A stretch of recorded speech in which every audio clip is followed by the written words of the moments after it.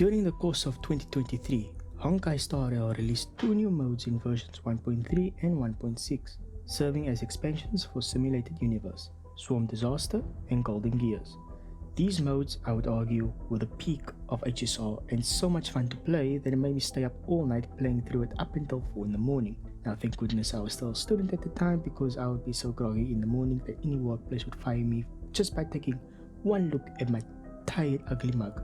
Now unfortunately, the expansions that were released afterwards, in my opinion, did not live up to expectations. Divergent Universe, released in version 2.3, ended up being a replacement for Simulated Universe with some lovely quality of life features included. The mode did get subsequent updates, but it didn't really spice up the gameplay, other than adding a day and night cycle that changes ally and enemy buffs when the environment changes settings. And then there's Unknowable Domain.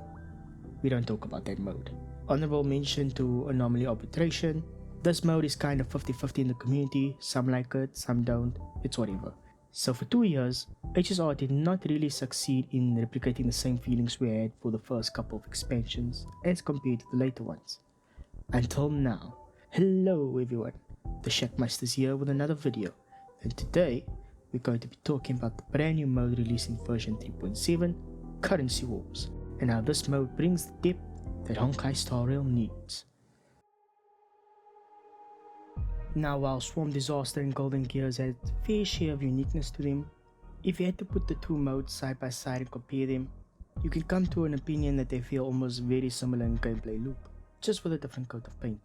You pick your squad, pick your path build, go through the maze whilst gathering the blessings and curios you need. There's very few scenarios that would require you to make changes to the characters on your team, unless you were playing Remembrance Path and got all the necessary blessings to allow swapping your characters into those that would take full advantage of dissociation. The point I'm trying to illustrate here is that you could pretty much do a run in the way that you intend to, with little room to brick your entire run, and repeat that same process for multiple subsequent runs. So how does Currency Wars differ? Oh, it differs a lot. For starters, the final bosses across all three planes are randomized with no control on what boss you can choose to fight. You can have more than 4 characters in the formation. You start with 3 and gradually unlock more slots as you upgrade and progress. 4 characters can exist on field and 6 characters off field. Instead of blessings to choose from, you instead gain characters, and gaining a set amount of the same character evolves them to another star level, boosting their capabilities. Instead of curios to choose from, you gain equipment pieces, combining these pieces into dedicated set pieces with unique effects that you can equip onto a selected character. There are bond effects, which you can activate by combining certain characters in your lineup. Activating these bonds provide buffs to your lineup that come with its own set of unique additions to the lineup. Certain characters have modified abilities, or straight up brand new abilities exclusive to this mode. This mode lets you play with trial versions of characters you don't own, and failing a battle does not instantly end the run, though that depends on how severely bad your performance was in battle, and even after a fail, a player can still recover from their loss. To give a TLDR, if you guys know what TFT is, Currency Wars is basically that, an auto chess game in a turn-based format, even though you can still manual the battle. So generally speaking, the idea behind a run is that you are building your lineup as you are progressing through the stages.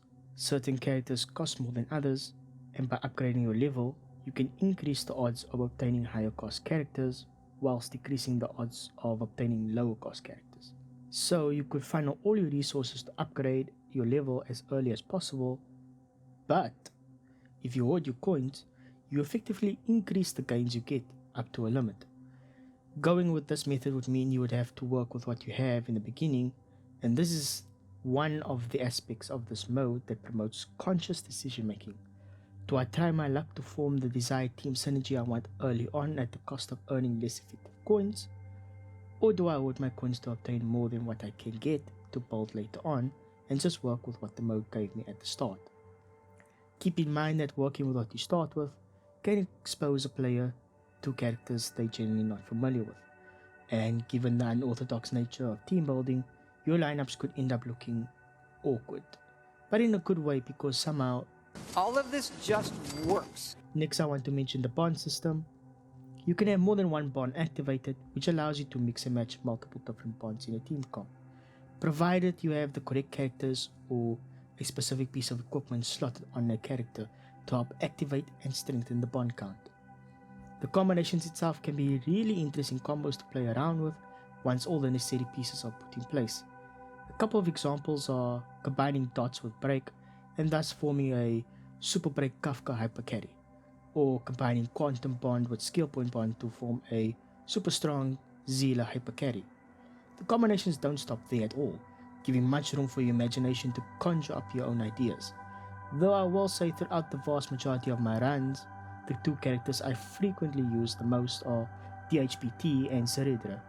I don't have a Ceridra of my own, but I've used her for so many runs to the point that I want a Ceridra for my own account because I got to experience in many different setups the value of duplicating character skills such as Finance skill, Archer skill, and a few others like Mighty, and I have to say it was actually really fun to use her.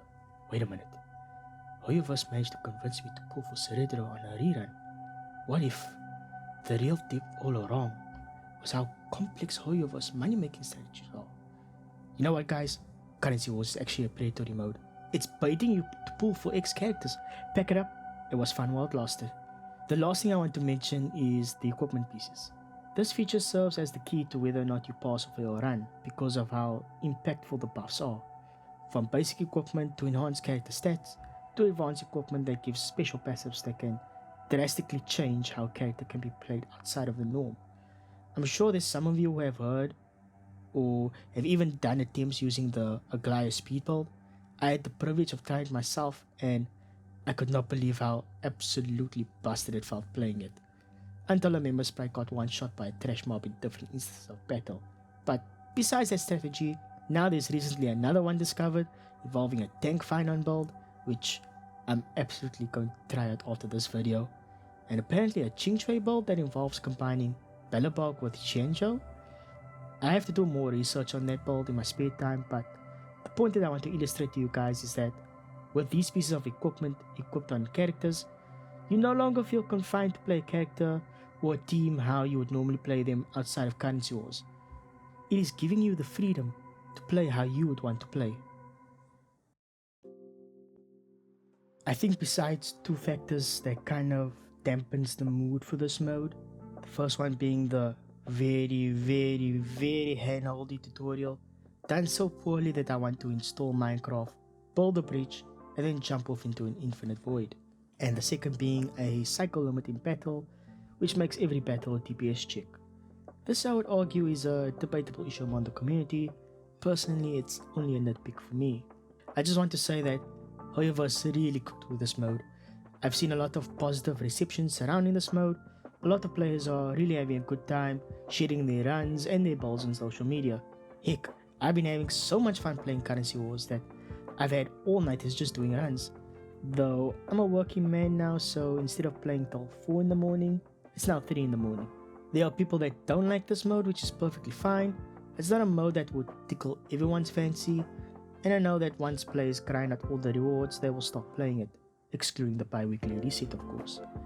Which is fine as well, but I think what makes that grind better to go through is that these players are going through the grind while also having a good time. And that's something to be appreciated nowadays, rather than doing something feeling like it's a checklist or a chore to do.